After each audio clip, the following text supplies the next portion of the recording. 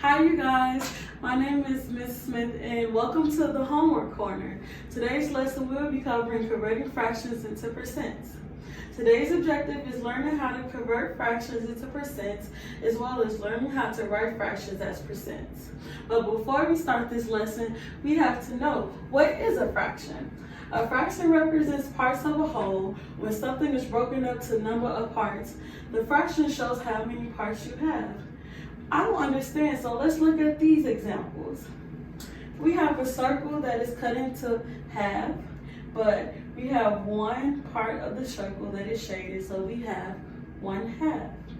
Let's look at this one. We have a circle that is split up to 4 parts, and one part of the circle is shaded, so we have 1/4. With example C, we have 4 parts of a circle, but we have 3 shaded parts, so we would have 3/4. But how will we write a fraction? The two main parts of a fraction is the numerator and the denominator.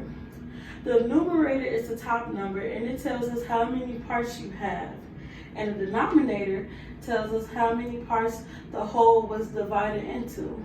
For example, 1/2. 1 represents how many parts we have. We have 1 part and we have 2 parts, which was the whole, and it was divided into 2.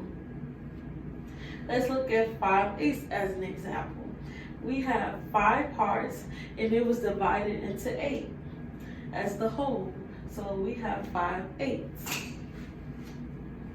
So let's go over to the workspace. How to convert fractions into percents. A percent is another way of expressing a fraction out of 100. This is how we would write a percent in steps.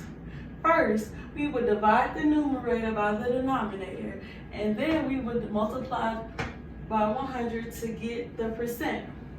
For example, let's look at 4/8. We would first divide 4 divided by 8, which gives us 0.5. Then we have to look at step 2. We have to multiply that by 100. We have to multiply 0.5 times 100%, and that would give us 50%. But remember to always put the percent sign, that means per 100. So we can also write this problem as 4/8 is equivalent to 50%. Equivalent means likewise or equal to.